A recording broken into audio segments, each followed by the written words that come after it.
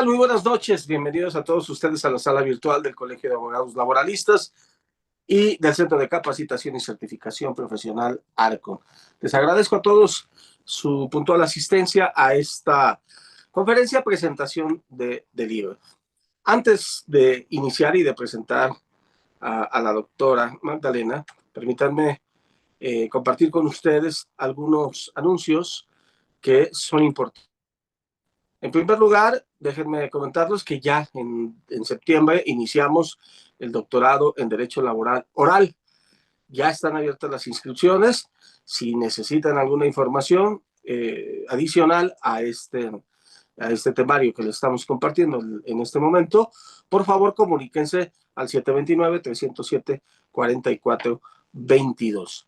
De igual forma, vamos a tener la maestría en juicios orales, que pues bueno, en este momento está enfocado al derecho penal. Me han preguntado muchos de las personas que son asiduas al centro de capacitación y al colegio de abogados laboralistas, que qué pasa con la maestría en derecho laboral. La vamos a tener para enero. Ya pueden ir apartando su lugar porque estamos teniendo los grupos de 20 personas, nada más para que sea muy práctico todos los ejercicios. Y también vamos a tener la licenciatura en Derecho. Cualquier información que necesiten acerca de estos ejercicios académicos, por favor comuníquense con su servidor para darles las bases de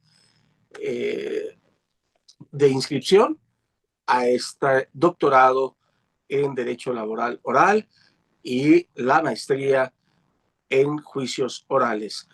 Noticia, vengo de la Ciudad de México y déjenme comentarles, estuve con el rector sentado y hay algo que me gustaría comentarles, que es bien importante. A partir del año que viene, las maestrías van a ser ya no de 1 año y medio, de 4 cuatrimestres, van a aumentar a 2 años o 2 años y medio, y los doctorados van a estar a 3 años y medio. Es una gran oportunidad de tener un doctorado en año y medio, muy profesional. Acuérdense, los 2 ejercicios van a tener catedráticos de alto nivel, jueces, magistrados en el derecho laboral, algunos sindicalistas, en el derecho, en juicios orales, pues bueno, a grandes penalistas, grandes procesalistas que nos van a estar compartiendo sus conocimientos, sus experiencias. Luego, entonces, aprovechen esta oportunidad que tenemos estos reboes que todavía son de 4 cuatrimestres, porque vuelvo a repetir, las siguientes ofertas académicas seguramente del siguiente año y el venidero 2017 ya van a ser con más años de estudio. Pues bueno, después de haber realizado estos anuncios, permítanme presentar a la doctora Magdalena Victoria Oliva, con grados académicos de doctora en Derecho del Centro de Estudios Jurídicos Carbonell, maestría en Derecho, maestría con especialización en litigación oral, licenciatura en Derecho por la Universidad Nacional Autónoma de México. Tiene algunas certificaciones internacionales, primera y segunda certificación internacional de Neurolaw, Neuroderecho, primera certificación internacional en neurociencias en abordaje de la violencia familiar y violencia contra la mujer, las niñas y los adolescentes. Como experiencia laboral, ha sido agente del Ministerio Público de la Federación, Procuraduría General de la República de 1993 a 2003, dentro del Poder Judicial de la Federación desde el 2003. Ha sido oficial judicial, actuario judicial, secretario de juzgado, secretaria de Tribunal Unitario en materia penal del primer circuito, jueza federal en retiro desde diciembre del 2016 al diciembre del 2024. Tiene diversos cursos, diplomados y un amplio currículum que nos tardaríamos muchísimo en leerlo completo. La verdad es que es extenso, más de 4 hojas, así que pues bueno, ya platicaremos con la doctora acerca de este y algunos otros temas de su vida profesional. Doctora, le agradezco muchísimo el día de hoy Y bueno, va a ser les comento cómo va a ser la dinámica. Vamos a hacer una especie de entrevista para poder conocer su obra de la doctora desde la perspectiva de la propia autora. En ese sentido, vamos a hacer algunas preguntas por parte de su servidor y posteriormente, ya al final, esto va a durar 40-45 minutos y posteriormente, si algunos de ustedes tienen alguna pregunta que realizar, pues bueno, la podrán realizar. Doctora, muy buenas noches, bienvenida, ¿cómo está? Muchas gracias, querido Hugo Arriaga. Gracias por la invitación, gracias a los organizadores, la generosidad de presentar la obra en este ámbito tan importante como son ustedes, pues me congratula mucho.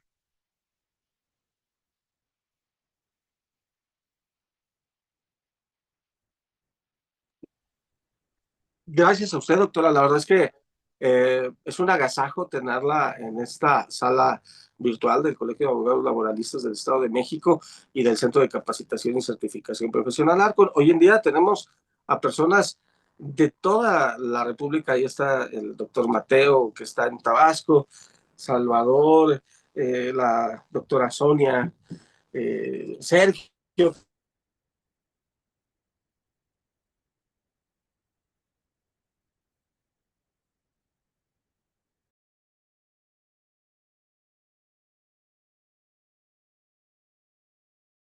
Seguramente se van a ir incorporando en las siguientes sesiones. Pero bueno, espero que se escuche bien mi audio y voy a ponerme en perspectiva de la computadora porque estaba yo en el teléfono, pero ya saben que la tecnología no tiene palabra de honor y se acaba de apagar mi teléfono, no sé por qué. Pero bueno, espero que me estén escuchando. Y pues bueno, aquí está el libro, mírenlo. Es la neurociencia aplicada al derecho en engranajes básicos. Doctora, y pues bueno, como lo había comentado, pues vamos a hacerlo esto muy dinámico para que de alguna u otra manera pues tenga un impacto. Doctora, ya leí brevemente su currículum, pero ¿quién es? ¿Quién es? Me gustaría que nos platicaran brevemente. ¿Quién es la doctora Magdalena hoy en día? Magdalena Victoria Oliva, ¿quién es? ¿Qué es lo que está realizando? ¿Qué proyectos tiene aparte del libro? Cuéntenos brevemente de este, ya vimos que está en retiro, pero ahorita, ¿cuál es el presente y el futuro de la doctora Magdalena Victoria Oliva? Muchas gracias. Bueno, pues agradezco la asistencia de todos los que están aquí presentes, lo cual demuestra un gran interés por escucharnos en esta breve charla, ¿no? A partir del 30 de diciembre del 2024, pues me retiro de la institución. Yo fui juzgadora federal con cargo ratificado. No sé si pudieran apagar sus micrófonos. Está apagado, Y doctora. Yo entonces, estoy aquí atento y si se les muchas llega a escapar, gracias. yo lo cierro rápidamente. Gracias. Entonces, pues lo más importante es que la disciplina que nos formamos en el Poder Judicial de la Federación nos hizo saber después de esta reforma al Poder Judicial de la Federación que teníamos vida después de la judicatura. Y entonces, pues mi intención es dedicarme a la academia, lo cual estoy realizando y estoy capacitando a diferentes instituciones públicas y privadas sobre el tema de la neurociencia aplicada al derecho, es decir, cómo impactan el cerebro y sus funciones en la toma de decisiones. Y desde luego también estoy sobre la difusión del libro y en estas presentaciones a nivel nacional e internacional, pues me permiten interactuar con diversas disciplinas, no solo de la judicatura en diferentes lugares del país, sino también escuchar la problemática que resulta sobre todo de las víctimas, de los adolescentes y del propio ejercicio público, que en este caso es el legislativo e incluso el Poder Ejecutivo a través de las áreas de ejecución de penas. Pues gracias, doctora. La verdad es que toda esa experiencia que ha recogido en los años que ha estado dentro de la academia y dentro del servicio público en este caso dentro del derecho penal. Seguramente ha recogido muchísimas experiencias y además de conocimientos. Y una pregunta obligada que siempre me gusta preguntar esto porque me gustaría que me lo preguntaran a mí como escritor. ¿Por qué escribir un libro de neurociencia siendo, en este caso, y ya nos dio un poquito de luz en la respuesta anterior, pero siendo eh, Ministerio Público y, pues bueno, luego juzgadora? ¿Qué le invitó a escribir en neurociencias que, bueno, pareciera alejado de la ciencia del derecho? Pero cuéntenos usted, ¿por qué el acercarnos a estos temas? Bueno, la verdad es que la necesidad de estudiar estos temas y de difundirlos, sobre todo, es a partir de la misma expertise. Como agente del Ministerio Público de la Federación en materia penal, siempre he estado especializada en materia penal, pues uno tiene diversas experiencias a partir de los ahora denominados imputados, acusados, sentenciados, las víctimas, y luego dentro de la judicatura te das cuenta que toda esa investigación cuando llega a sede judicial, sobre todo si tomamos en consideración que yo me formé en la etapa tradicional del sistema penal escrito, entonces en ese momento pues todo lo que era la investigación prácticamente se trasladaba al Poder Judicial y prácticamente era en aquel entonces una acto de formalización. De tal manera que cuando se inicia el sistema penal acusatorio, uno halla de diferentes circunstancias en la practicidad de la necesidad de analizar los casos, los asuntos, no solo a partir de la adecuación de la norma y esa conducta, sino que había que analizar temas más allá. Desde luego hablo de mi expertise en materia penal y por lo tanto me di cuenta de la importancia de analizar las funciones cerebrales, es decir, cuáles son esas funciones que no podemos tocar, es decir, el cerebro tiene su estructura, digamos, material, pero hay otras cuestiones que son internas que no podemos visualizarlas, pero que impactan en la toma de decisiones. Particularmente me refiero a las emociones, a los pensamientos. Obviamente entre ellos están los sesgos cognitivos que tienen un alto impacto, la percepción que tiene el órgano jurisdiccional en diferentes aspectos para tomar una decisión a partir incluso de escuchar la prueba, de interpretar la prueba, de valorar la prueba, te lleva a la toma de decisiones en muchos de los casos con error judicial. Entonces, cuando llego a la etapa de ejecución de penas, ya como juzgadora, como recordarán, el Poder Judicial de la Federación, a pesar de que hubieras concursado, pues había ciertos cambios de adscripción. Después de pasar en el sistema penal acusatorio, me trasladan a los juzgados especializados en ejecución de penas, con sede en toda la República Mexicana, pero estaban ubicados en Ciudad de México.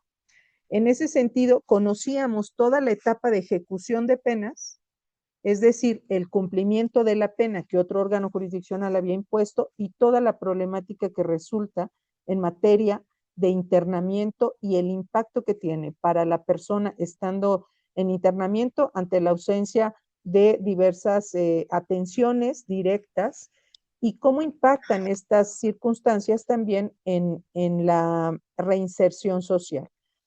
De tal manera que esta problemática me hizo entender que a lo largo de la carrera del derecho, y a pesar de que tenía especialidades y tenía diplomados y tenía maestría y tenía doctorado, a lo largo de la carrera de derecho, en ninguna parte de ella, incluso en los planes de estudio, ni siquiera está contemplado. No está contemplada las áreas de la ciencia pura, que son todas aquellas disciplinas que estudian el sistema nervioso. Ese sistema nervioso que para nosotros se traduce en un comportamiento y ese comportamiento tiene una trascendencia jurídica y es ahí donde ponemos la atención nosotros los juzgadores, nosotros los que pertenecemos en su caso al ámbito del engranaje jurídico, llámese defensor, llámese fiscal, llámese asesor jurídico, y por lo tanto hablamos de cualquier materia. Esa importancia de conocer estas funciones cerebrales, me di cuenta que solo la podías obtener de dos formas. Sea que estudiaras la licenciatura en neurociencia, lo cual era bastante complejo, no solo porque estabas totalmente alejado incluso del área de la preparatoria, porque Recordarán que se dividían las materias hacia las ciencias, ya sea la medicina o algunas otras materias, y el derecho era como apartado, como alejado, como si no tuviera ninguna vinculación con estas materias, pero en la practicidad, de manera empírica, todos ocupamos las funciones cerebrales. A partir de que alguien llega con el abogado a solicitarle asesoramiento, a partir de ahí comienzan las funciones cerebrales que derivan de una investigación, es decir, derivan de la genética misma de la persona y luego de todo el desarrollo que obtuvo a lo largo de su crecimiento, todos sus estudios, todas las interacciones y todo lo que en sí mismo ha vivido y cómo de alguna manera tiene ciertas percepciones para darle una respuesta a quien llega a pedirle un asesoramiento. Y ahí entra el tema específicamente en neurociencia de lo que serían los sesgos. A partir de ahí, cualquier persona, incluso en el ámbito personal, puede tener estos sesgos que son interpretaciones erróneas que tiene el cerebro, que son temas inconscientes, que no los puedes evitar, que todos, absolutamente todos los seres humanos tenemos y que impactan la toma de decisiones, llámese en el ámbito personal, llámese en el ámbito jurídico. Y entonces, esa necesidad de poder entender estas funciones cerebrales con la vinculación de toda el conocimiento jurídico se convertía para el caso personal en una herramienta que pudiera perfeccionar este conocimiento jurídico con la llegada de diferentes disciplinas que me explican el funcionamiento del cerebro y el impacto que tienen estas funciones secundarias en la toma de decisiones.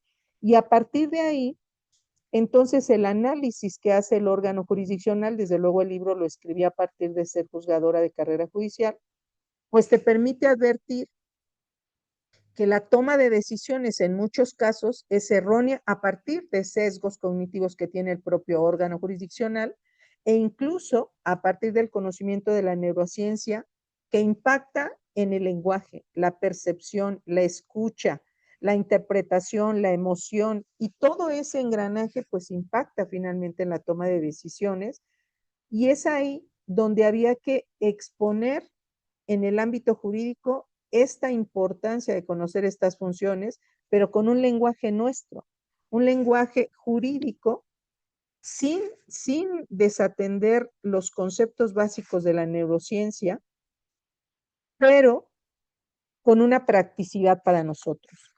Y entonces la llegada del libro pues se convierte en una herramienta para aportar a todos los que componen el engranaje jurídico.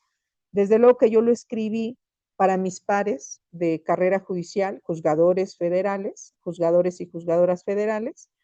Pero bueno, con la llegada de esta reforma y que tuvimos que retirarnos, ahora se traslada ese conocimiento para todos los que somos abogados e incluso para aquellos que no son abogados para estar atentos sobre estas actuaciones de los órganos jurisdiccionales y tiene gran impacto, te voy a decir por qué. Cuando un órgano jurisdiccional tiene un error judicial a partir de la percepción de la prueba que le exponen en sede judicial, y que desde luego deriva del lenguaje que le expone el abogado, llámese civil, laboral, administrativo, llámese en forma escrita, llámese en forma oral. Cuando el órgano jurisdiccional tiene ese error judicial a partir de esa percepción, entonces la persona que se ve afectada desde mi punto de vista puede demandar en reparación del daño. Incluso puede determinar en otra línea, que sería la línea probatoria, poder acreditar en sede judicial o en sede ministerial con pruebas que te explican el comportamiento humano a través de nuevos elementos, digamos, científicos que te permiten en un ser vivo explicar por qué una persona tiene un comportamiento de determinada manera. Y trasladémonos ahorita que digamos, muchas personas pueden eh, tener la idea de que nos centramos en el imputado y que por lo tanto trae como consecuencia la libertad del imputado o la libertad del sentenciado, ¿no? Pero no necesariamente se limita a esos aspectos, desde luego que es importante en ese punto. Pero estamos hablando que la neurociencia te explica la afectación que tiene la víctima, puedes aportar prueba para acreditar el daño que le ocasiona a la víctima, sea que eh, el daño mismo por la comisión del hecho delictivo, o bien el daño ante una sentencia absolutoria durante un procedimiento a lo largo de todo este engranaje jurídico para que finalmente obtenga una sentencia absolutoria. Entonces, la posibilidad o el abanico de posibilidades que te permite estudiar precisamente la neurociencia se convierte en una herramienta básica, pero a partir de este conocimiento jurídico que los abogados ya terminaron su carrera y desde luego los jóvenes que están estudiando la carrera de derecho, pues este libro se convierte en un engranaje básico para que a partir de un lenguaje sencillo sepas por qué es importante que tú conozcas el cerebro humano, cómo actúa el cerebro humano, cómo se conforma, cómo se llama correctamente, visto como órgano, cuánto pesa, visto como funciones secundarias, las emociones, los pensamientos, el lenguaje, la memoria, dónde se aloja la memoria inmediata, qué impacto tiene. Y luego se traslada en este punto probatorio para poderlo llevar a sede judicial y a sede ministerial. Desde luego que esta es una primera aproximación, por eso se llama engranajes básicos. Pero en este libro, que desde luego tiene 6 capítulos, el primero, que es fundamental que se lea y se relea antes de continuar con los siguientes capítulos, es explicarte el cerebro humano, todas sus funciones, cómo funcionan las neuronas, cómo se comunican las neuronas para que lleguen al sistema nervioso y este se traduzca en comportamiento humano con trascendencia jurídica, cómo se producen estos neurotransmisores, qué sustancias produce el cerebro humano, incluso para que se realice este comportamiento con trascendencia jurídica. ¿Por qué hago hincapié en la trascendencia jurídica? Porque si no tiene trascendencia jurídica, no entramos nosotros, los abogados. Si no tiene trascendencia jurídica el comportamiento de una persona, hablamos en el ámbito médico y nos quedamos en padecimiento, diagnóstico, tratamiento y cura.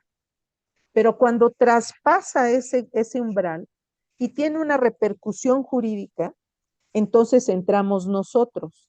Y nosotros no solamente debemos de leer la norma fría, y no solamente es la adecuación de esa norma fría, luego el comportamiento, para que encuadre y hablemos de una teoría del caso o hablemos de una hipótesis o hablemos de una estrategia de defensa, sino que para poder llegar con ese engranaje en todos esos aspectos, requieres dominar el cerebro humano para poder entender si la conducta que celebró la persona o realizó la persona, verdaderamente estamos hablando del dolo y la culpa, o verdaderamente tiene una connotación distinta a partir de diferentes pruebas neurocientíficas que te explican ese comportamiento humano. Se oye novedoso, claro, porque nadie se había centrado en esos temas. Y no se habían centrado en esos temas porque pareciera que el derecho estaba alejado de estas áreas de la ciencia pura. Pero a lo largo de la carrera te das cuenta, ya en la práctica, te das cuenta de la necesidad de analizar la neurociencia y conjuntarla o complementarla con el derecho, para que caminen de la mano, la comprendan e incluso estés en la posibilidad de advertir lo que argumenta tu contrario, el comportamiento de los testigos, incluso el propio comportamiento del órgano jurisdiccional. Y ese es un tema fundamental en la situación en la que nos encontramos hoy en día. Te comentaba y les comentaba que el libro fue escrito para mis pares de carrera judicial, quienes después de 10, 15, 18 años, a partir de diferentes exámenes muy complejos para aprobarlos y generar tu nombramiento como jueza o juez de distrito, magistrado o magistrada de circuito. Ahora ya no la hay. Ahora se han elegido personas que no tienen esa expertise, por lo menos 100% comprobable. ¿Por qué? Porque no se les hicieron exámenes. Si partimos de esa base, entonces el conocimiento de la neurociencia se traslada a nosotros, los simples ciudadanos o los abogados que conocemos el derecho. Y a partir de que conoces ese primer capítulo del cerebro humano, entonces vas a replantearte el análisis incluso de los precedentes de la Corte, incluso de alguna resolución que se haya emitido. No es que se deje de actuar y de tomar en consideración todo lo que ya existe, no. Se convierte en una herramienta más que te permita tener conocimiento experto con lenguaje científico, pero con el conocimiento jurídico de los abogados para poderlo sostener en sede ministerial, en sede judicial si hablamos de materia penal, en sede incluso laboral, en sede administrativa, etcétera. ¿Y en dónde se traslada, por ejemplo, en materia laboral este conocimiento del cerebro humano? Pues precisamente uno de los pilares en materia laboral es la conciliación, que en estricto sentido se convierte en mediación. No es la conciliación en sí misma, sino que prácticamente tiene los principios de la mediación. Y uno de los principios básicos de la mediación o la conciliación es la neurociencia. Y la neurociencia es conocer las funciones del cerebro. Los abogados que no tienen este conocimiento básico temen un poco el desarrollo de esta conciliación y la consideran un simple acuerdo, pero en la conciliación y en la mediación se manejan diferentes principios. Principios como que sea voluntario, que sea un procedimiento sencillo, que sea un procedimiento confidencial y escuchar el tema de las emociones vividas en sede, incluso en los centros previos de conciliación, que es uno de los pilares de la reforma laboral, y que si no llegaron a ese convenio se traslada a juicio, pero que ahora con esta reforma también los jueces tienen la obligación de llevar a cabo una conciliación, incluso en sentencia.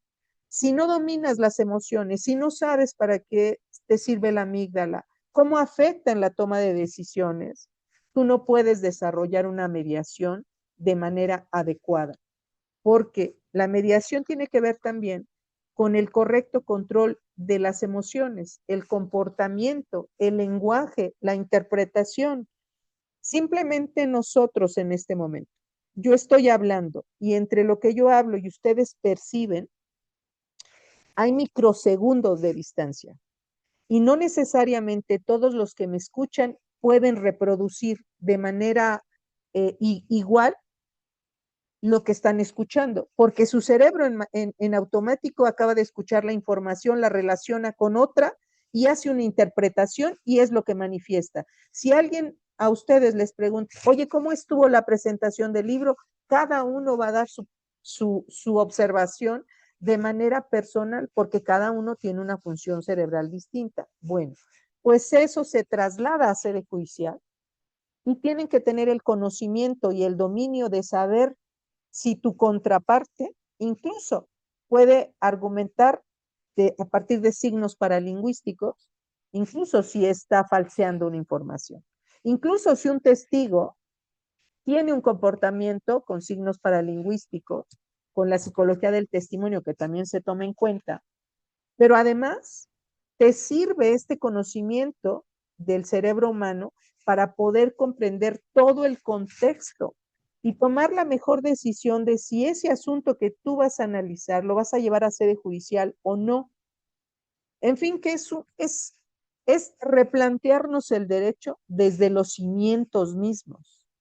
Es un tema fuerte, claro, porque impacta en el cambio del plan de estudios, en el cambio de la interpretación misma, en el cambio del análisis del caso en particular, en el cambio de presentar prueba, línea argumentativa para la presentación de la prueba y luego línea argumentativa para defender que esa prueba es idónea en ese caso en particular y que tiene que ver con el sistema nervioso y que lo vas a llevar con un experto. Y luego tiene una línea en la cual quien lo ofrece tiene que tener ese conocimiento experto para que tenga la posibilidad de hacer el interrogatorio y contrainterrogatorio correcto con ese dominio y a partir de ahí, incluso a la escucha de lo que le diga el experto científico o el experto perito, pueda advertir si tiene o no la expertise que dice tener y si esa contestación que le da es lo que sabe el propio abogado desde la neurociencia para acreditar su caso en particular, laboral, civil, penal, administrativo, en todas las materias, porque en todas se utiliza el cerebro humano. Entonces, el primer capítulo del libro es el punto toral de aprendizaje con un lenguaje tan sencillo, pero respetando los conceptos básicos de la neurociencia. Si dominas ese tema, a partir de ahí, la interpretación de cualquier caso que te pongan en tu consideración puede ser diferente en su análisis y diferente en su línea probatoria y la justificación para aportarlo en sede judicial o en sede ministerial.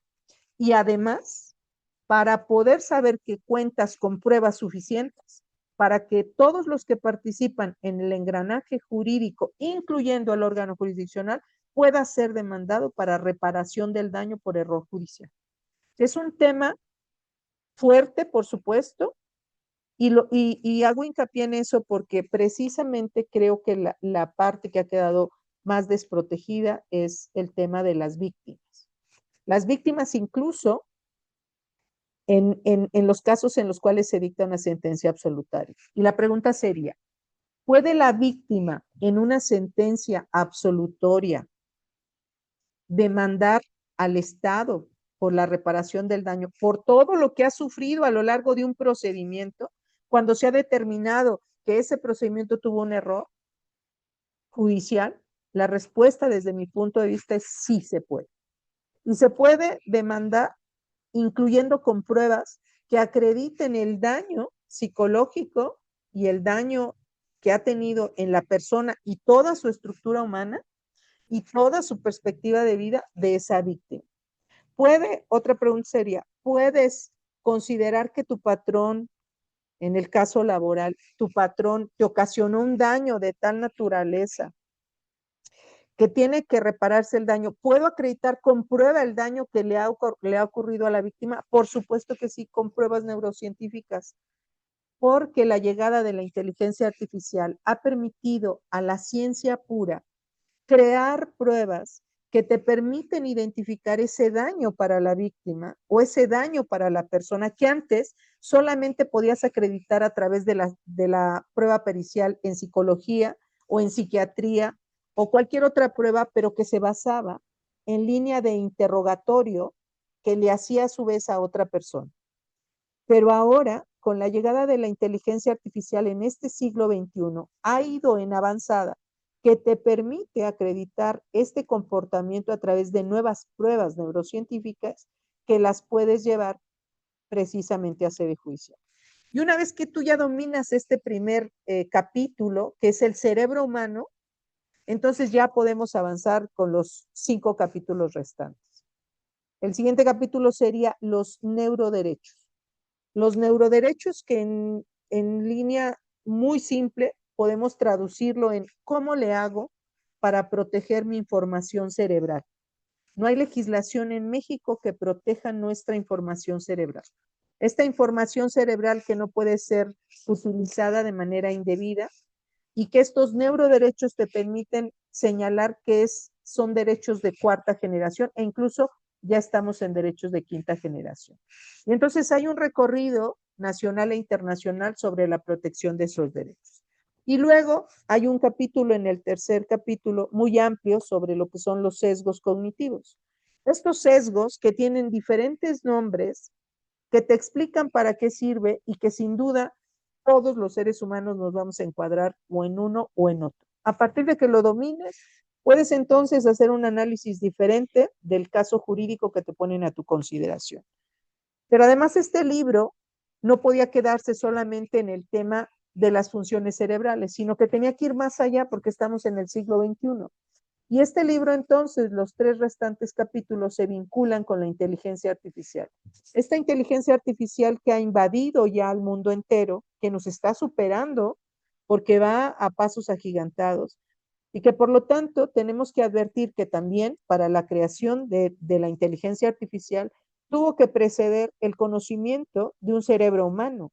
Y ahí nos tenemos que cuestionar quién creó el algoritmo, quién enriqueció el algoritmo, quién lo colocó en ese sistema, que tuvo o no algún sesgo algorítmico que le tuviera incluso un tema de discriminación o algún otro tema.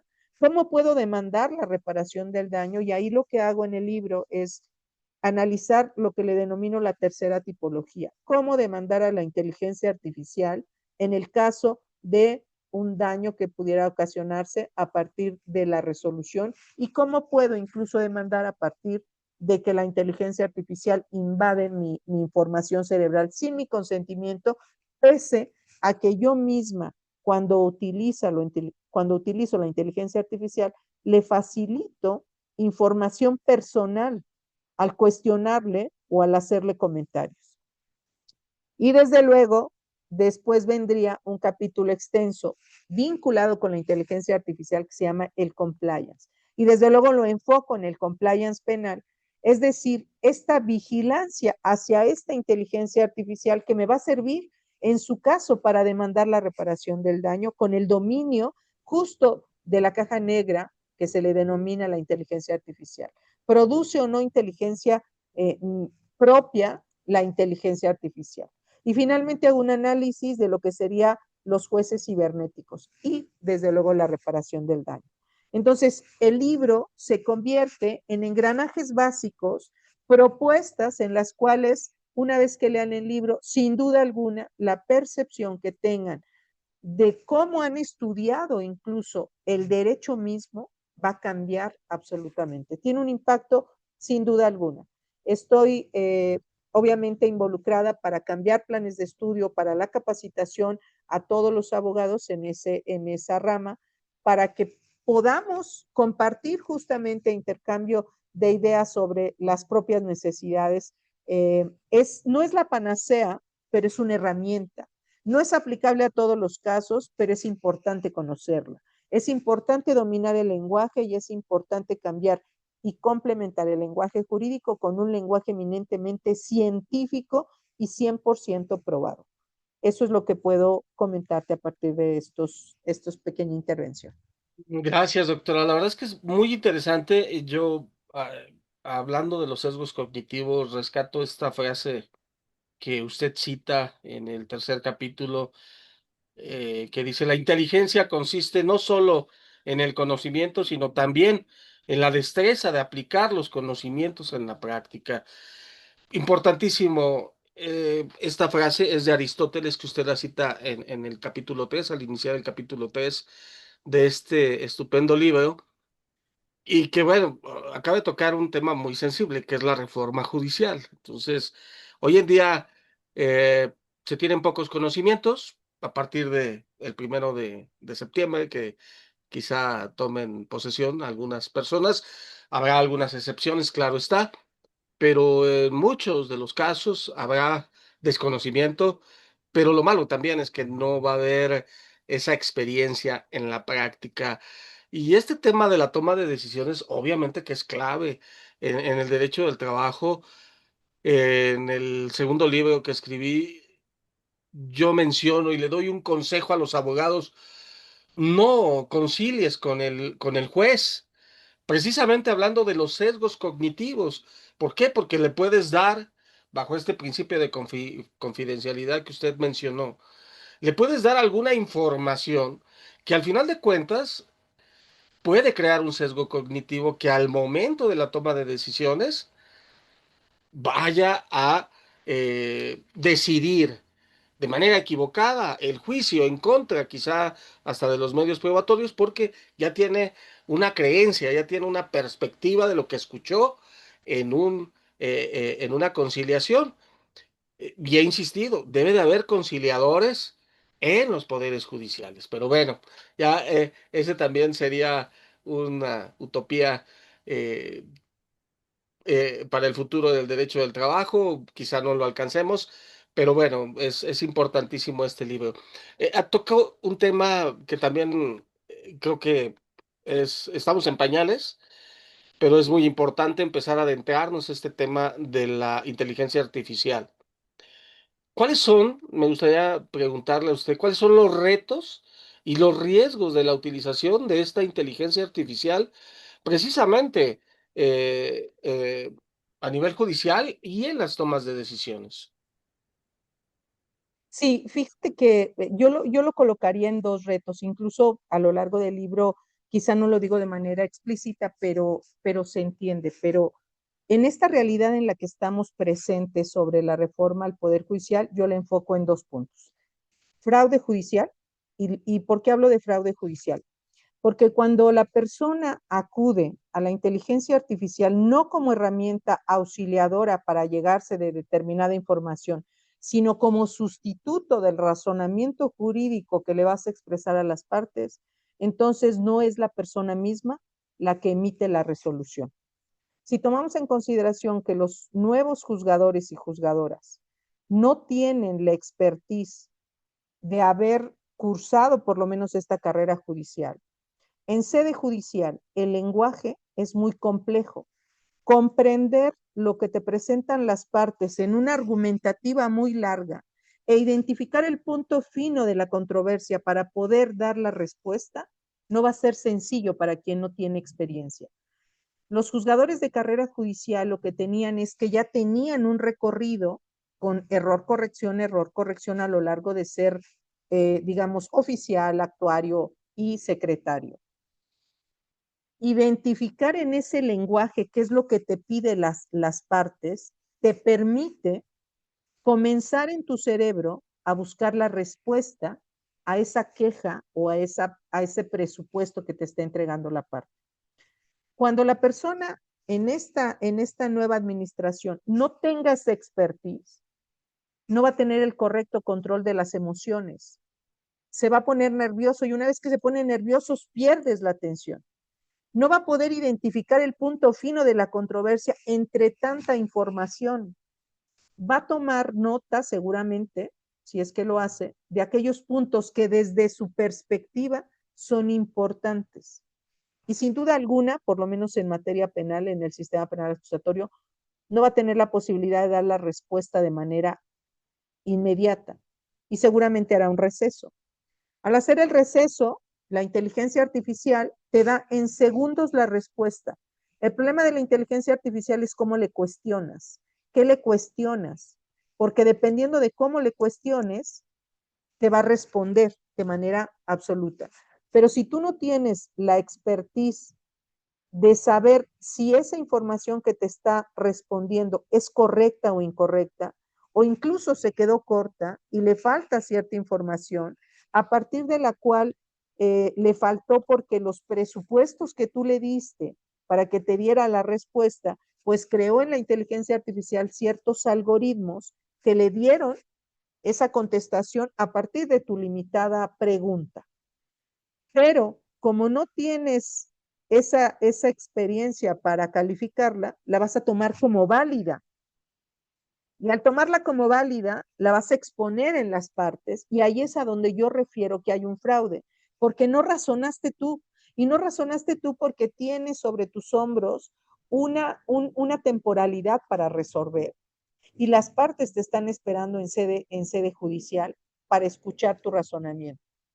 Y lo segundo es que con esta llegada de la inteligencia artificial, el problema que tiene el chat GPT, y ahorita ustedes lo pueden estar viendo, ya tiene incluso algunas demandas, es que la gente se ha vuelto dependiente del chat.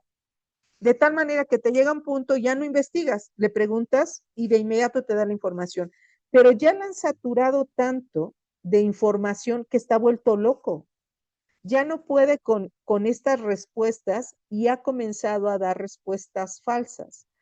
El problema es que no se eliminan porque queda al cerebro humano poder calificar cuál es verdadera y cuál es falsa.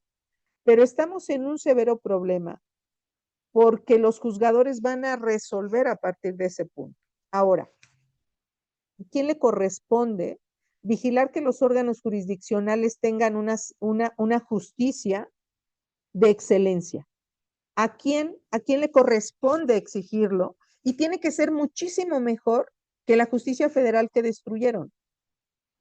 Tiene que ser mejor como aquella justicia dentro de sus deficiencias, justicia local, tiene que ser muchísimo mejor porque esa fue la promesa.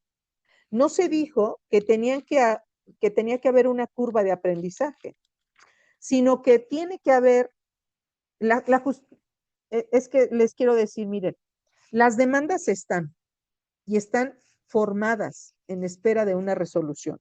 Todas las personas que se han acercado en una demanda judicial están en espera de una resolución. El que cambies órganos jurisdiccionales no desaparece el reclamo, pero sí hay un riesgo muy alto de que las resoluciones que se emitan ante esta exigencia pueda trasladarse, y por eso hablo en el libro de los jueces robots, puede trasladarse en la nueva política judicial y que determinen que ciertos asuntos que tienen ciertas características las resuelva la inteligencia artificial y como tienen mayoría en el Congreso pueden hacerlo. Entonces estamos en presencia de un gran reto y el reto es nuestro, de los abogados que no somos los jueces, de los abogados que son litigantes, de los catedráticos, de los investigadores para decir y hacer un alto y advertir el nuevo comportamiento de los órganos jurisdiccionales. Y si advertimos esa deficiencia, demandarla y demandar la reparación del daño, porque se puede y hay pruebas que te explico a detalle en el libro para que puedas advertir este cambio. El libro es un reto, el libro es un reto para todos aquellos que quieran enfrentarse a una justicia de excelencia en pleno siglo XXI, olvidándonos de la justicia tradicional y complementándola con información eminentemente científica que te lleve a un resultado con prueba suficiente para lograr tus pretensiones. Pero para eso se requiere que ya tengas el conocimiento jurídico y esto se convierta en un complemento. Hay universidades en la República Mexicana que ya han ordenado que el libro sea obligatorio para las facultades de Derecho. En la Facultad de Neurociencia presenté, aquí en Ciudad de México, presenté un cambio de plan de estudios. Y luego, en la Facultad de Derecho, estoy desarrollando la posibilidad de un cambio de plan de estudios, pero me pidieron desarrollar un diplomado y es lo que estoy haciendo. No es sencillo, porque es una enseñanza con los mejores expertos para que a partir de esta capacitación de las nuevas generaciones y la capacitación de los que ya estamos en activo, pues podamos llegar a un mejor resultado. ¿Qué es lo que pretendemos? Obtener justicia, pero una justicia justa, evitando el error judicial. Entonces, es un replanteamiento del derecho, por eso hablo de los cimientos mismos del derecho a partir de este conocimiento. La verdad es que ahora me doy cuenta que nuestra carrera de derecho debió de estar vinculada siempre con estas áreas de la ciencia pura para poder comprender otras circunstancias valiosas para la interpretación, para el conocimiento, para la comprensión, para la exposición de la prueba, para la manifestación, la línea argumentativa, la línea probatoria y exigir una justicia de mejor calidad. Me parece que es un reto mayúsculo. Y justo en ese reto mayúsculo les quiero comentar que ya recorrimos toda la República Mexicana, no tenemos los marketing que pudiéramos o que quisiéramos, pero estos pequeños espacios nos permiten a nosotros pues difundir este conocimiento para que la gente se interese en la lectura del libro. El libro solamente se vende en forma física, no está en forma electrónica, está en Amazon y está en la editorial Clave Centro AVE.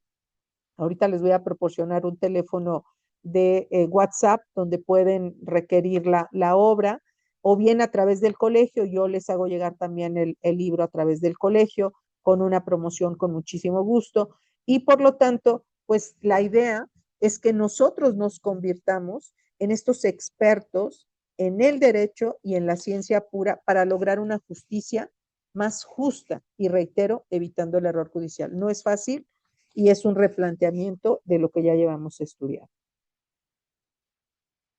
Muy claro, doctora. La verdad es que sí nos abre los ojos ante un panorama que la gran mayoría de abogados desconocemos, que vivimos quizá cotidianamente, pero que desconocemos en el aspecto del conocimiento. Y bueno, el tema de la inteligencia artificial, pues bueno, creo que este libro ayudará también a que se regule esta inteligencia artificial.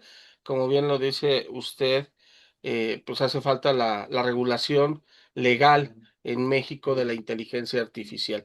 Quiero terminar con esta pregunta porque eso nos va a enviar hacia el futuro de esto que está usted haciendo, de esta obra. Engranajes básicos. Ok, ya tenemos los engranajes básicos con este libro. ¿Qué viene, doctora?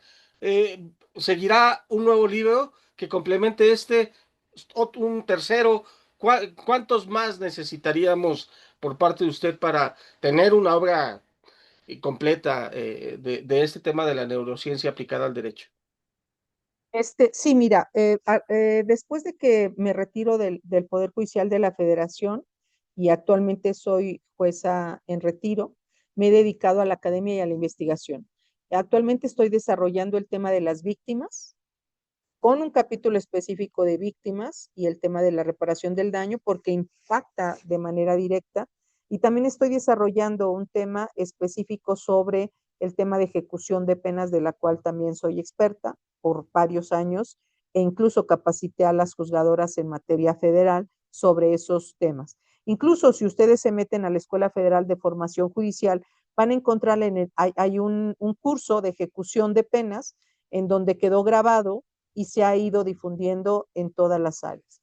El libro estaba dedicado para tres vertientes: eh, adolescentes, ejecución de penas y víctimas, particularmente para ellos. Iba dirigido a los juzgadores y de ahí a todo el engranaje jurídico en todas las materias. Entonces, la propia necesidad a lo largo de esta exposición y los nuevos requerimientos y razonamientos que te llegan de ver incluso los propios problemas actuales, me permite advertir que necesitamos muchísima bibliografía. También estoy desarrollando temas, en particular de la inteligencia artificial, sobre el tema de la tercera tipología, porque este libro, como les dije, es Engranajes Básicos, como el libro básico, porque a partir de él vamos a comenzar a desarrollar una línea de investigación ya muy profunda sobre estos aspectos, para incluso dirigirnos al tema de la mediación y el arbitraje. Desde mi punto de vista, con esta nueva administración, creo que es momento de voltear a ver otras formas de justicia, que ya no tendrán que ser la justicia federal, sino tendrán que ser la mediación, la conciliación y el arbitraje como salidas alternas a los procedimientos, incluso la justicia restaurativa. Entonces creo que si a partir de este conocimiento de las funciones cerebrales, los abogados comenzamos a mirar el derecho ya no frío, sino a partir de la honestidad de los propios abogados, que incluso detecten si el caso, a partir de la verdad que les diga su cliente, puedan ustedes determinar si lo llevan o no a sede judicial. Por lo tanto, están formados varios libros que próximamente saldrán. De momento estamos con este y por supuesto estamos con la capacitación. Ya he capacitado a Poder Judicial local en el caso de justicia para adolescentes, a diferentes fiscales, abogados y al público en general.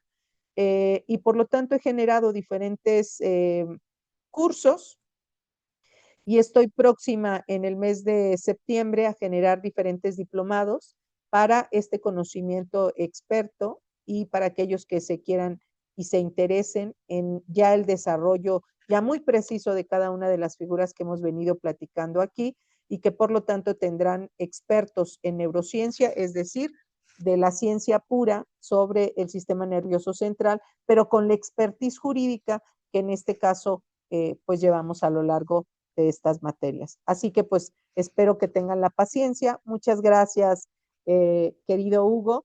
Miren, este es el libro y bueno, en materia personal les quiero decir que este libro, en cada uno de los capítulos van a encontrar una frase célebre y una imagen. Este libro, las imágenes, es tan sencillo, complejo y sencillo a la vez. Tiene un lenguaje sencillo y les garantizo que si lo leen, van a ir a cualquier libro de ciencia pura, muy avanzado, y van a comprender los conceptos. Y cuando no lo comprendan, van a regresar a este para saber qué quiso decir aquel libro y continúen en su estudio. Este libro, la imagen que ustedes vieron ahí, la hizo mi hija. Mi hija se dedica a las artes y ella hizo de la lectura del libro las imágenes interiores y la carátula del libro. Ustedes pueden adquirir en Amazon el libro o bien directamente de la editorial con un costo accesible sin que se los van a mandar al domicilio que ustedes quieran sin costo extra.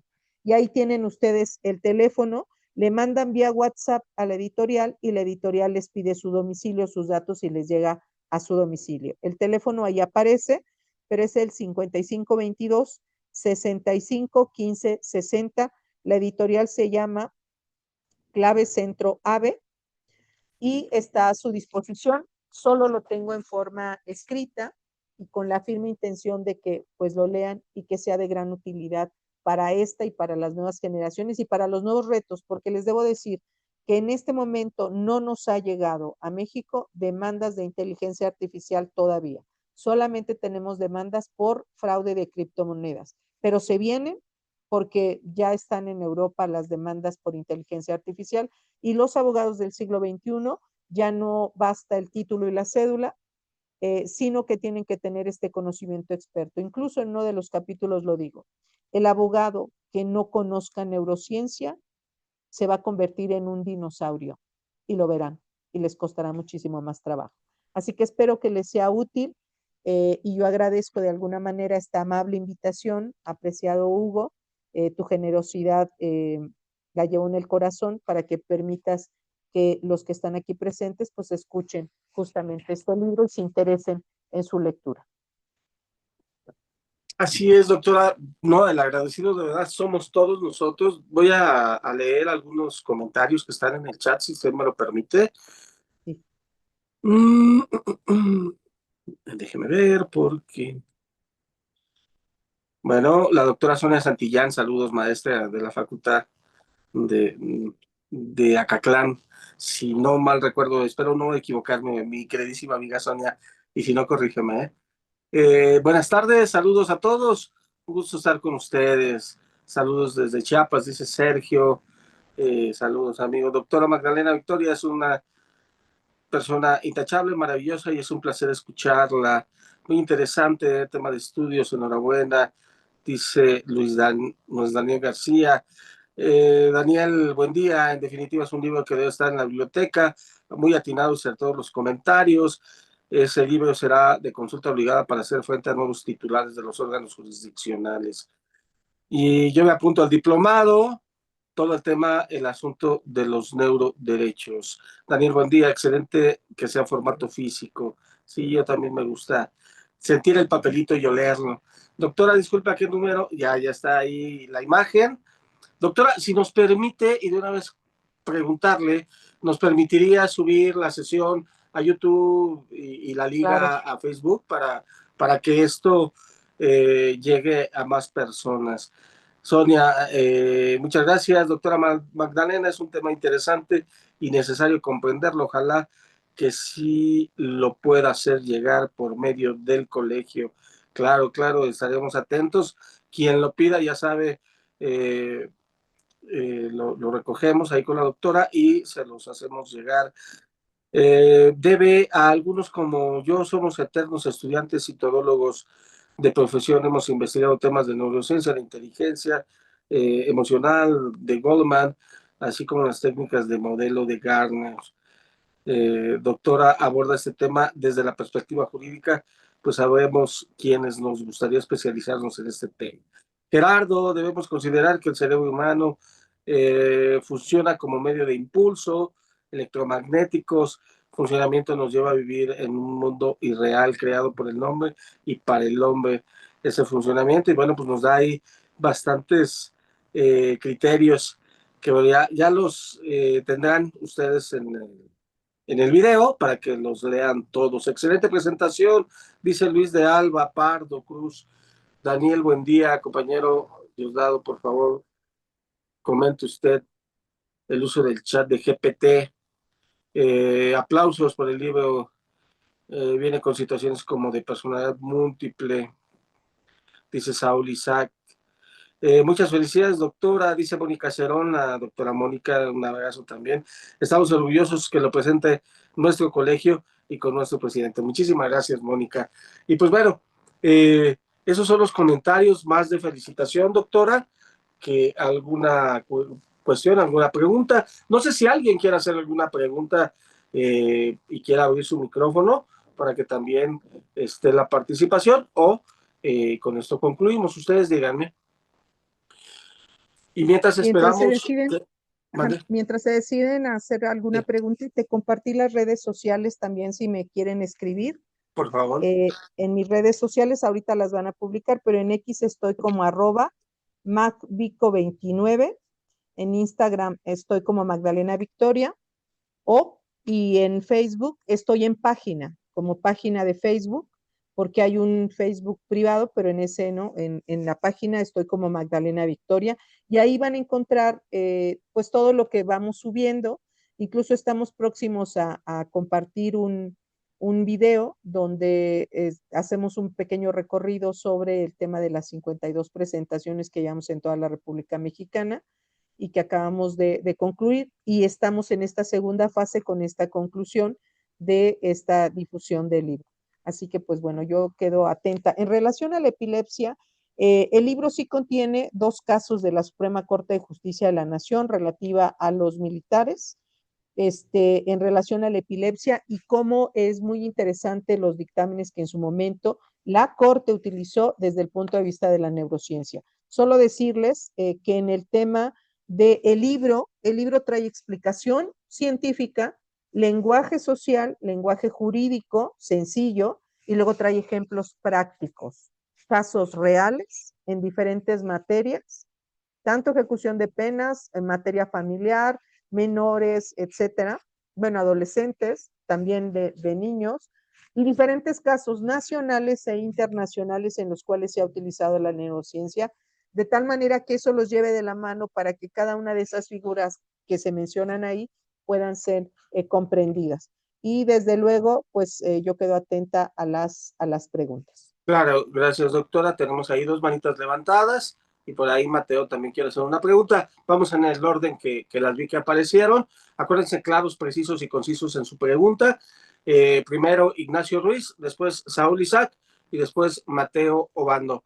Adelante, por favor, Ignacio. Gracias. Ignacio Ruz, bueno, yo no quiero hablar de hacerle una pregunta, sino hacer mi siguiente comentario. La doctora Magdalena Victoria nos dio una cátedra de Derecho.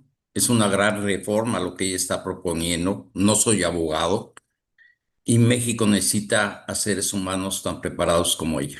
Te felicito, Magdalena, de verdad. Muchísimas gracias, apreciado Gracias. Ignacio. Gracias. Gracias, Ignacio Ruiz. Saúl, por favor, adelante. Hola, buenas noches. ¿Me pueden escuchar? Claro. Mi pregunta va enfocada a una situación, por ejemplo, de gente que tiene los tipos de epilepsia y que los hacen tener un comportamiento errático. En ese sentido, y de acuerdo a la neurociencia y a la experiencia del abogado, ¿cuál sería la mejor manera de poder presentar alguna prueba como el mapeo cerebral y en todo lo que pueda desencadenar en su momento? Gracias. Muchas gracias por la pregunta. Actualmente existen diferentes pruebas que te hacen explicar justamente si esa persona tiene ese comportamiento. Por ejemplo, la neuroimagen. Si la persona ya es adulta, la neuroimagen por positrones, que ya es propiamente pruebas muy avanzadas sobre este comportamiento. El mapeo cerebral en realidad todavía no está muy bien determinado. Y no está muy bien determinado, te voy a decir por qué, porque el cerebro humano solo conocemos ciertas partes, es decir, solo conocemos el funcionamiento de ciertas partes del cerebro. Todavía no conocemos en su totalidad. El cerebro es el órgano más enigmático y por esa razón ha sido tan complejo. A lo largo de diferentes años, y ya estando en el siglo XXI, existen varias pruebas que te permiten justificar este tema de la epilepsia. Ahora, aquí no solamente es establecer que te sirva una prueba neurocientífica, sino que si en tu caso en particular, y lo digo en forma general, si el caso en particular, una vez que conoces e identificas la problemática del tema, consideras que quieres acreditar un punto en particular y en ese punto en particular te sirve la prueba neurocientífica para acreditar esa función cerebral porque cometió alguna conducta o porque quieres hablar de inimputabilidad o porque quieres justificar esa conducta para una responsabilidad disminuida, entonces podrías acreditar esa prueba. Pero yo siempre les pongo un caso muy, no un caso, sino cómo los abogados debieran analizar los asuntos. Cuando te presentan un asunto, primero hay que identificar, lo pongo siempre como un ejemplo muy simple. Si van a hablar de mi persona, como ejemplo, de mi persona hay muchas posibilidades que hablar. Centrémonos el punto sobre el cual van a hablar. Si vamos a hablar de mi físico, de mis capacidades, de mi experiencia, de lo que digo, de mis conferencias, etcétera, ¿sí? Entonces, en el caso particular de la epilepsia, habría que saber cuál es el contexto en específico porque se pretende justificar con una prueba. No sé si es por un tema laboral de incapacidad, si es un tema penal para el tema de inimputabilidad, si es un tema de agresión, porque en ese momento tuvo algún aspecto de agresividad, no sé, pero con base en lo que en el caso en particular suyo, pues tendría que establecer para qué efectos pretende acreditar con esa prueba. La prueba existe, puede justificar ese aspecto y otros comportamientos, sí, pero hay que tener muy claro qué pretende acreditar con esa prueba para saber la idoneidad de la prueba y poderla aportar. No sé si le hubiera contestado a su pregunta.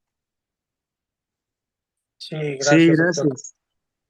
Gracias, gracias. Estuvo Sí, muy Saúl, interesante. Mateo, por favor, doctor. Mateo, adelante, tiene la palabra. Un gusto, doctora. Entiendo que esto parte de del derecho a la salud, pero ya la misma complejidad de la carrera del derecho, ¿qué tanto el mismo abogado acepta que se agregue un tema de neurociencia que en sí misma es sumamente compleja? Esa es una pregunta, el tema de la aceptación. La segunda pregunta es, la relación misma de la neurociencia con la inteligencia artificial efectivamente es real porque parte de ese mismo concepto. Ahora, en la práctica se podría contradecir porque la inteligencia artificial, en esa resistencia que todos tenemos, y pareciera que la inteligencia artificial va a disminuir las capacidades cognitivas en este caso del abogado. Pero yo creo que la salida sería reestructurar los planes académicos para enseñarle al abogado filosofía analítica o filosofía crítica para subsanar ese miedo a la tecnología y, y poder invitar al mismo abogado que pueda hacer uso y práctica de manera segura de la inteligencia artificial. No sé, y al final de cuentas, ¿qué aceptación podría tener desde su visión? Esas dos preguntas. Okay. Muchísimas gracias por sus preguntas. Vamos a dirigirnos a la primera, la resistencia en los abogados para, en su caso, ofertar este tipo de pruebas. Más que resistencia, hay una falta de capacitación y conocimiento. Cuando un abogado no conoce o no domina una materia, suele no ofertarla. Entonces, aquí lo más importante que yo veo es que el tema no necesariamente se limita al derecho de la salud como tal, sino entender que a partir de la llegada de la inteligencia artificial nos permite de alguna manera analizar o replantearnos los cimientos del derecho. Estos cimientos del derecho que te permiten establecer si simplemente con el estudio de la norma y la adecuación de la norma a la conducta, yo puedo analizar un asunto, desde el ámbito del abogado, desde el ámbito del juez. Y lo digo porque pareciera que el cerebro humano no entra en ese tema. Pareciera que el cerebro humano es como aislado y entonces analizamos la norma y la encuadramos esa conducta. El problema está en que para que una persona pueda encuadrar esa conducta, tiene que utilizar las funciones cerebrales. Y para poder utilizar esas funciones cerebrales, entonces partimos de la interpretación, de la percepción y de cómo se traduce esa interpretación hacia algo que le voy a exponer a alguien que no vivió ese caso. El derecho, en casi todos en todos los ámbitos, nunca está en vivo. Está en un pasado que se recrea en sede ministerial o se recrea en sede judicial. Esa complejidad de exponer lo que pasó, que no lo vivimos necesariamente nosotros y que quien viene a nosotros nos expone ese caso a partir de su propia percepción, si no comprendemos que para poder llegar a estos conceptos existen funciones cerebrales, entonces el derecho está incompleto en todos los ámbitos, en todos los engranajes, en todos los que conforman esta operatividad jurídica. Entonces, ¿hay una resistencia? Sí. ¿Por qué? Primero, porque piensan que esto es un tema sencillo, que es un tema que empíricamente lo manejan. Y tercero, porque sienten que es innecesario porque ya sabemos un derecho. El problema es que este derecho que nosotros analizábamos, ahora podemos advertir que en esa interpretación, en esa percepción, en esa argumentación, en esa valoración, pueden imperar diferentes emociones en todos los intervinientes que llevan a tener una conclusión de una resolución que puede traer una resolución equivocada o errónea y que con línea de consecuencia puede ser demandada por error judicial. Ese es un primer punto. El segundo punto es que estos abogados, nosotros simplemente, que somos ya de generaciones mayores de 50 años, consolidados aparentemente en la carrera, es un reto mayúsculo porque es volver a interpretar el derecho. Voy a poner un ejemplo para tratar de explicar cómo se puede replantear a partir de que conoces la neurociencia. La Corte resolvió el tema marihuana determinando que las personas mayores de 18 años tenían el libre desarrollo de la personalidad y por lo tanto podían consumir marihuana con ciertas cantidades para no cometer delito. Si conocieran la neurociencia, que no se manejó en esa sentencia, hubieran llegado a la conclusión de que el cerebro de un adolescente madura entre 24 y 25 años y que la afectación para el consumo de la marihuana en personas menores a esa edad, mayores de 18 pero menores de 24 y 25, causa daño irreparable en la destrucción de neuronas que llevan al entendimiento de una persona que en su momento es joven y que llegará a ser adulto. El replanteamiento de ese caso se tendría que realizar. Y se me ocurre como ejemplo, ¿qué pasa si una madre de familia que tiene una persona de 18 años que por política criminal en México se ha determinado mayor de edad, demandase un amparo? Claro, lo pensé siendo jueces de carrera judicial, ahora no lo sé, ¿verdad? Pero pongámonos en ese caso, que tenemos un hijo que dice, en el libre desarrollo de la personalidad voy a consumir marihuana porque hay una sentencia de la Corte que me protege en mi derecho al consumo de la marihuana. ¿Podría la madre demandar un amparo diciendo, hay una ponderación de derechos entre el libre desarrollo de la personalidad y el derecho a la salud de una persona que le va a afectar en su corteza prefrontal, que tiene que ver con el juicio y que será un adulto en unos años y que el daño es irreparable. Habría que considerar o replantearnos el caso marihuana porque no se utilizó la neurociencia. Ese es un ejemplo. Y como ellos hay muchísimos, es el replanteamiento del derecho a partir del conocimiento de la ciencia pura, es decir, de la función de la neurona, la producción de neurotransmisores y cómo llega al sistema nervioso para que éste se convierta en una conducta con trascendencia jurídica. Reitero, si no tiene trascendencia jurídica, nosotros no tenemos nada que hacer ahí. Y entonces con esa trascendencia jurídica es replantearnos el derecho, es un reto mayúsculo, porque es volver a los pilares del derecho para que aunque ya se haya escrito, tengamos la posibilidad de demandar. ¿Qué hacemos si una víctima te dice, ay, acaban el caso Vallarta? ¿Cuántos años? 17 años la víctima sometida a un procedimiento en el cual al final del tiempo obtiene una sentencia absolutoria, ¿no? La víctima existe.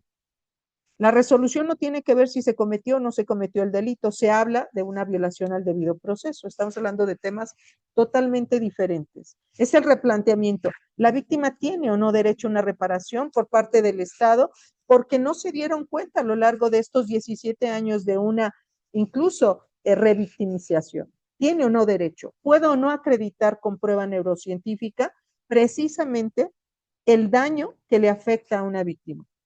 ¿Por qué en un caso en donde hay dos víctimas, por qué a una un juez puede darle una reparación del daño en un monto y por qué a otra en otro? Porque sus funciones y la afectación sus funciones cerebrales y la afectación que tiene la víctima en un mismo caso es diferente, porque no es retórica.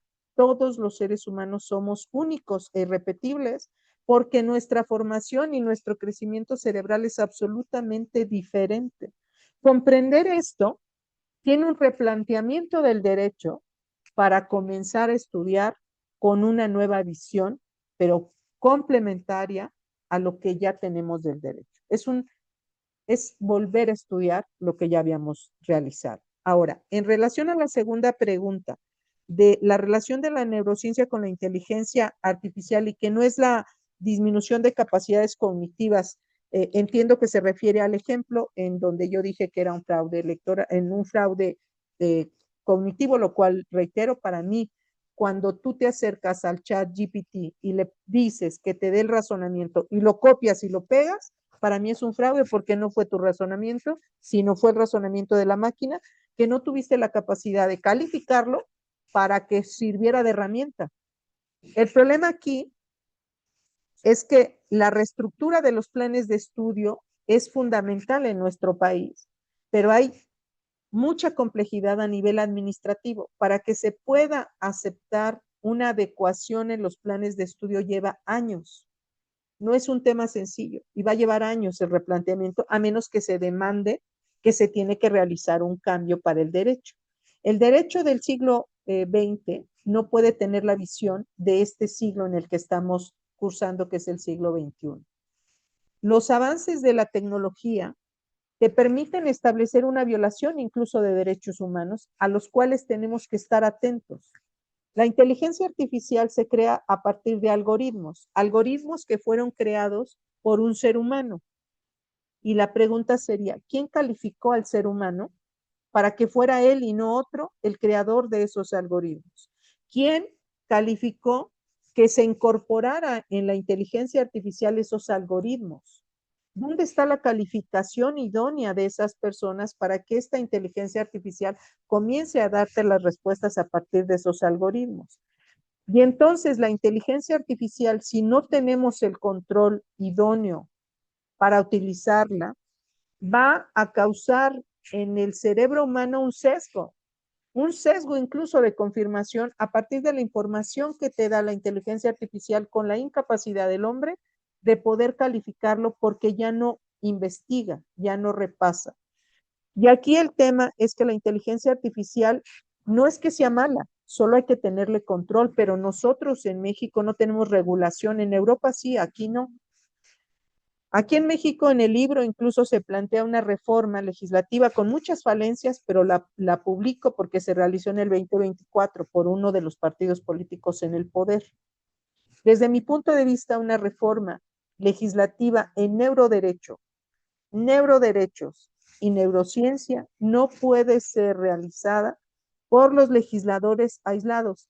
Tiene que haber una transdisciplina para que todos aporten su conocimiento sobre el lenguaje que se va a plasmar en esa norma y pueda tener los alcances. De lo contrario, entonces puede causar, en lugar de beneficios, muchos contratiempos para todos.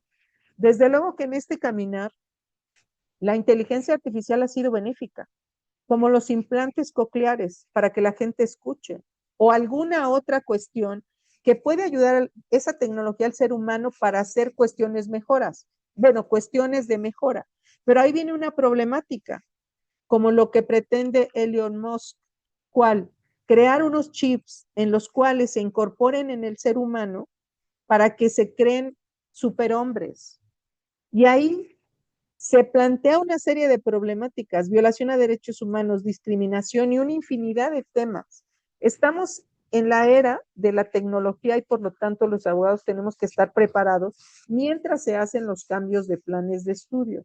Estar atentos a la capacitación de personas expertas y que cuando les lancen porque ahorita se pone como de moda y comienzan a darles cursos de neurociencia, pues tener el cuidado de verificar quién les imparte la clase, ver su experiencia, ver qué trabajos ha hecho y después de escuchar la información, cuestionarse si es verdadera o no y hacer la investigación, que es una cultura muy difícil de crear, sobre todo en México. México no investiga en la gran mayoría, salvo nosotros, los investigadores y demás que estamos más atentos, pues, pero la ciudadanía requiere un lenguaje más sencillo y decirle, cuestiónate todo lo que te dicen, porque toda la información que recibimos, no toda la que escuchas es verdadera, pero hay que tomar en consideración cómo se traslada esa información al escucha para que se cree un sesgo de confirmación y un sesgo de anclaje, por ejemplo,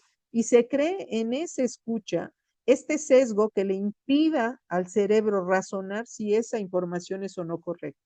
Estamos en severos problemas, claro, porque estamos en presencia de sesgos que han utilizado incluso el gobierno para poder controlarnos. Y prueba de ello es esto que pasa. La reforma al Poder Judicial y las reformas que se vienen como la electoral y todas las reformas que ya se han aprobado, hay absoluta pasividad. ¿Por qué? Porque hay un sesgo de confirmación y un sesgo de anclaje en la cual la ciudadanía no se cuestiona el impacto que puede tener en la vida cotidiana ese tipo de reformas. No hay investigación. Entonces, todo esto que les explico deriva del conocimiento de la ciencia pura, de la neurociencia. Y por lo tanto el libro se convierte en un engranaje básico. Es un libro, no es un libro de diagnóstico, no trae las respuestas, absolutamente todas. Trae un abanico de posibilidades a partir de la cual lo que se pretende es que el lector comience a desarrollar temas de investigación sobre diferentes puntos a partir de su propia experiencia y que se traslade esta bibliografía de México al mundo, porque no hay absolutamente nada escrito en Latinoamérica. En la neurociencia hay en otras materias, pero en el derecho no lo hay, pareciera que no existiera y que era intrascendente. Y nos damos cuenta de la gran trascendencia cuando te emiten una resolución. Y tendríamos que cuestionarnos si, así como se analizó el derecho con perspectiva de género, ahora se tendría que analizar el derecho con perspectiva de neurociencia. Espero haberle dado respuesta a sus preguntas. Gracias. Por ahí está otra manita levantada. Gerardo, por favor. Gracias, buenas noches. Excelente obra, doctora. La felicito, son temas, si no tan novedosos, son temas bastante relevantes, complementando su brillante participación en relación a lo que preguntaba el el compañero, cómo poder llegar al proceso del descubrimiento probatorio. Tenemos nosotros que hacer uso del bloque de convencionalidad y constitucionalidad. Ese bloque de convencionalidad y constitucionalidad nos da las pautas para poder llegar dentro del proceso jurisdiccional mexicano las pruebas correspondientes, tratándose de los aspectos de las personas que se ven disminuidas en sus capacidades cognitivas. No debemos de perder de vista que permea en este momento la Convención de los Derechos de las Personas con Discapacidad, que es un convenio internacional firmado, suscrito por el Estado mexicano y con aplicación total. Nada más esa era mi participación tratando de complementar un poco su brillante exposición y también hacer referencia a que tratándose del ChatGPT, de las nuevas tecnologías, lo estamos considerando que es un avance eh, de los derechos humanos, considerado como derecho humano de cuarta generación, las técnicas de la información y la comunicación. Estas técnicas de la información y la comunicación adquieren tal relevancia que tienen que ser incorporadas dentro del sistema jurídico mexicano. Nos encontramos dentro del proceso de interiorización de la norma convencional, los problemas que tiene el Estado mexicano, de falta de capacidad, falta de voluntad, falta de recursos económicos para poder adecuar estos tratados internacionales, primero a la norma constitucional y una vez incorporados a la norma constitucional puedan derivarse hacia las normas secundarias.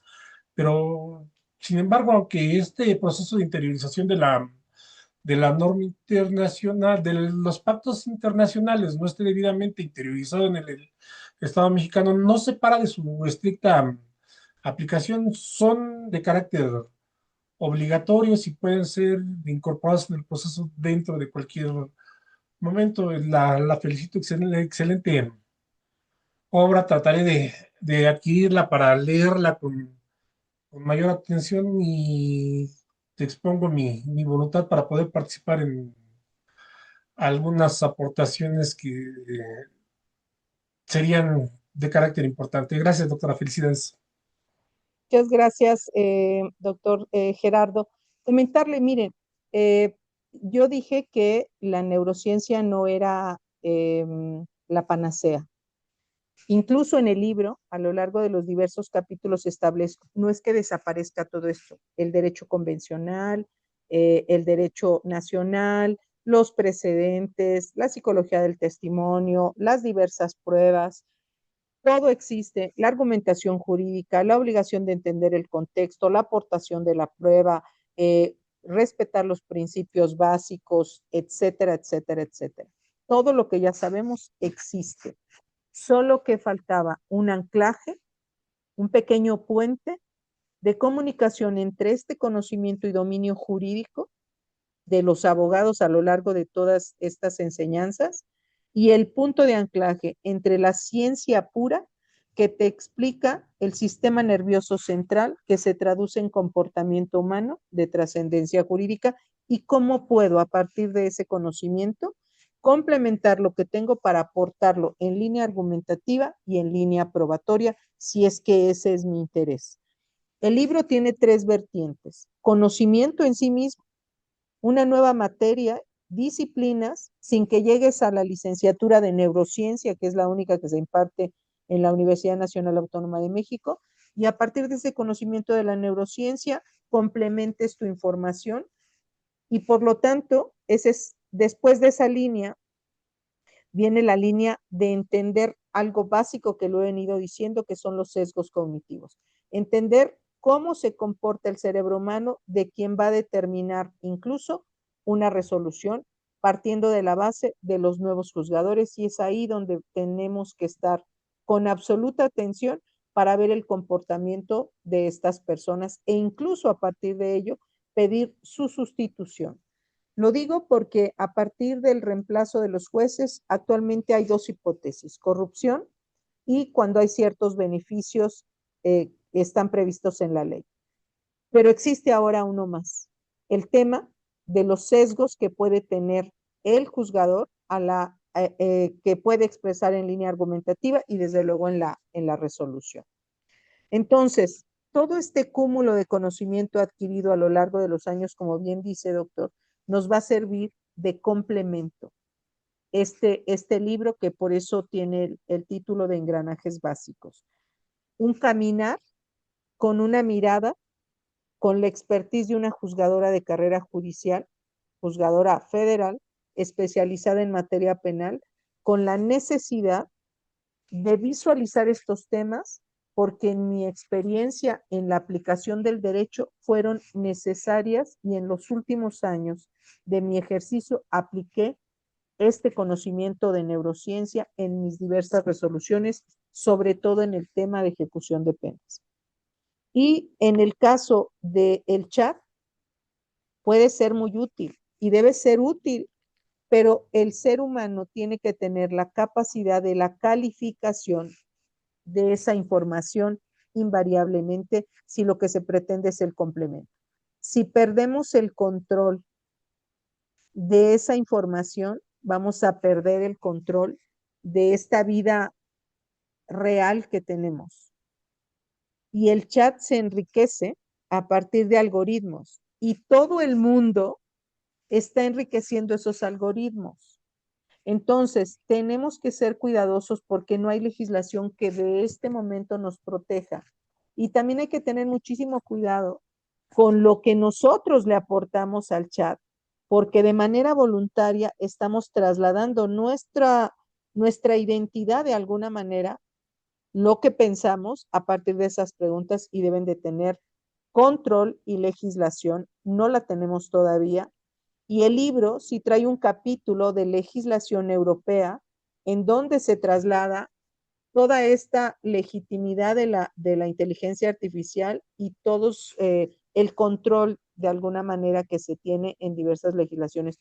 Es un recorrido nacional e internacional precisamente sobre estos puntos y se plantean diferentes preguntas que no tienen respuesta, a partir de la cual lo que se pretende es que el lector comience a desarrollar esos temas. Hay muchísimo, muchísimo por el cual se pueden sumar a la escritura de este tipo de libros. Así que, pues yo lo que les diría es que los invito a que lean la obra, a que se replanteen los casos que tienen. Desde luego van a requerir una gran capacitación, incluso en sede judicial, porque pues si no comprendían este conocimiento, pues ahora los abogados que quizá no tengan la experiencia, pues seguramente va a ser el doble de trabajo para que puedan comprender justamente este tipo de temas. Espero haberle dado, agradezco su comentario, Gracias. doctor. Ana María, que ya había levantado la mano desde hace ratito, pero la bajó y otra vez la volvió a subir. Adelante, Ana María, por favor. Perdón, es que se me iba la señal. Gracias. Yo nada más quiero comentar que es un privilegio coincidir con la juez Magdalena, que siempre aporta muchísimo en donde esté y lo que hace. Y la verdad, nos comparte su sabiduría. Muchas gracias y muchas felicidades y mucho éxito. Muchas gracias. Gracias. Muchas gracias, querida Ana. Saúl, Gracias. gracias, doctora. Saúl, creo que levantaste otra vez la mano o es la de hace ratito. No, sí, sí levanté otra vez la mano. A ver, por favor. Sí, mi pregunta va más enfocada en cómo a través de estas herramientas nosotros como representantes de las personas podemos hacer una lectura correcta del comportamiento de los clientes sin llegar a un sesgo que pueda presentarse en una situación de discriminación y de cómo ahora los juzgadores van a poder entender este tipo de temas. Gracias por tu pregunta. Fíjate que es un tema muy importante y en el libro yo replanteo una nueva forma de mirar el derecho. Y la nueva forma de replantearse el derecho es cuando te lleguen a buscar, exigir que te digan la verdad. A partir de que conoces la neurociencia y el comportamiento humano, las actitudes que puedan tener las personas sin un sesgo, es decir, entender que puede tener un comportamiento incluso violento, demasiado tranquilo, demasiado pasivo, o que no sabe si dice o no la verdad. Próximamente va a salir un libro que está escribiendo, está por terminarlo, un abogado que también fue mi compañero en Naciones Unidas en la certificación en neurociencia y neuroderecho. Y justamente en su línea de investigación como abogado litigante toda su vida, se percató que cuando sus clientes llegaban a pedir el asesoramiento, para él, después de conocer la neurociencia, entendió que tenía que hacerle ciertas preguntas para poder identificar la información que le proporcionaba. Y su línea y su libro, que está próximo a publicarse, tiene que ver con un formato de un interrogatorio que se realiza al cliente para poder identificar justamente estos aspectos. Mientras eso sucede, me parece que los abogados tienen que replantearse varias cosas. La justicia en el siglo XXI tiene que ser diferente y tenemos que partir de la base de la honestidad absoluta de todos los que participan en este engranaje jurídico. Abogados fiscales, asesores jurídicos, etcétera. Desde luego los servidores públicos. Y por lo tanto, si tú desde el primer momento como abogado comienzas a participar en el tema de exigir la verdad y la persona que llega contigo se compromete a decir la verdad, tú tendrías la posibilidad de decirle objetivamente, en este caso en particular, es merecedor su caso de llevarlo a sede judicial. Y si no, decirle, es merecedor de llegar a una conciliación o a una salida alterna.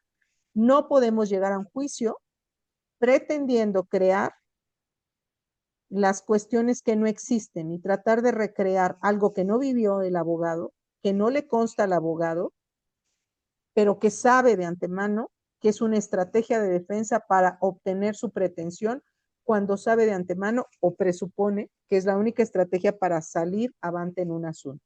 Es replantearse el derecho para a partir de ese momento determinar si vas a llevarlo a sede judicial o no. Me parece que es una nueva estructura de mirar el derecho y una nueva forma de actuar. ¿Es complicado? Sí, porque en el derecho no necesariamente sucede eso. En el derecho, en muchas ocasiones, el abogado puede replantear incluso lo que le dice para asesorar que no lo diga de esa manera, porque puede ser perjudicial. Replantemos diferente las cosas y establezcamos con pleno conocimiento cuáles son las aproximaciones más benéficas, y por eso hablé de que hay que voltear a una nueva justicia, voltear a ver, ya no llevar la sede judicial, sino hablar de mediación, conciliación e incluso el arbitraje. Y para eso tienes que conocer las funciones cerebrales, particularmente para qué te sirven las emociones en una mediación. Y eso te va a llevar a conocer la ciencia pura de precisamente la neurociencia. De tal manera que estamos involucrados en todo lo que tiene que ver con las funciones cerebrales, incluso en procedimientos para adolescentes, en los cuales en la observación 23 ya te exige un capítulo de neurociencia obligatorio para todos los que participen en justicia para adolescentes. Y hemos ido permeando en diferentes materias. Entonces, es momento en el siglo XXI de replantearnos y de olvidarnos, creo yo, con esta nueva realidad de juzgadores, de una justicia necesariamente que tenga que llevar a sede judicial. Tenemos que sacar avante esta problemática que existe en nuestro país, pero a partir justo de otras rutas o otras vías que tengan que ser la honestidad, la ética profesional y a partir de ahí el dominio justamente de estos temas técnicos. Espero que te haya dado respuesta. Gracias, doctora. Nos vamos con Daniel Buendía hizo varias preguntas y varios comentarios, Gracias. pero vamos a hacer una de él. ¿Qué herramientas podría aportar la neurociencia aplicada al derecho en el ámbito del litigio? De todos modos, las demás preguntas, si me lo permite, doctora, se las comparto para que de alguna otra manera hagamos contacto y les llegue la respuesta a los compañeros. La repito nuevamente, ¿qué herramientas podría aportar la neurociencia aplicada al derecho en el ámbito del litigio estratégico? Con esa última pregunta nos vamos, doctora. Adelante. Tiene cerrado su micrófono.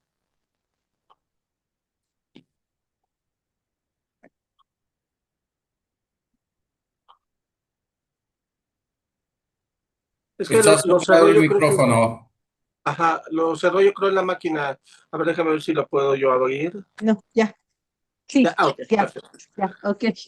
Me andaba peleando con el micrófono, pero era la computadora. Bueno, comentarles, en el litigio estratégico hay muchas posibilidades para aportar pruebas. Eh, Ahorita se me viene a la mente el tema particularmente de la reparación del daño en la afectación de la persona misma que haya sufrido ese tema. Y se puede aportar conociendo que existen en este siglo XXI pruebas que te permiten evidenciar ese daño en el ser viviente en momento real, a través de un experto que pueda explicar justamente esta afectación. Y por lo tanto, tener que ofrecerlo justificando la idoneidad de este tema. No se había considerado esa prueba porque no había los expertos en su momento y además porque se desconocía que se podía ofrecer ese comportamiento humano y que solamente se pretendía a través de la psicológica, pruebas psicológicas, pruebas psiquiátricas, pruebas que se basaban básicamente en interrogatorio. Pero creo que en este momento, con la llegada de nueva tecnología, existen diferentes pruebas que puedes aportar para justificar ese tema de la reparación, que creo que puede ser de gran utilidad y tendrían que escuchar la argumentación para establecer por qué es trascendente esa prueba.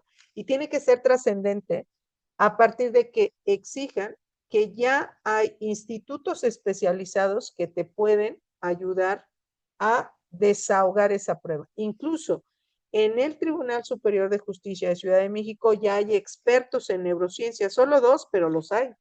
Ya se especializaron en esos puntos y por lo tanto pueden ofertar precisamente para justificar esa reparación del daño en ese aspecto. Espero haberle dado respuesta, desde luego que hay muchísimas más pruebas, pero dado ya los tiempos que me están diciendo, podría adelantarle en esa parte. El libro tiene un capítulo expreso de línea probatoria, para qué sirven, cómo la pueden ofertar, qué impacto tiene en sede judicial y en sede ministerial. Muy amable, doctora. La verdad es que ha sido muy nutrida esta sesión. Algunos me comentaron ahí en el chat, no de aquí de la sesión, sino de WhatsApp. Discúlpame, me tengo que salir, está interesantísimo, pásame el video.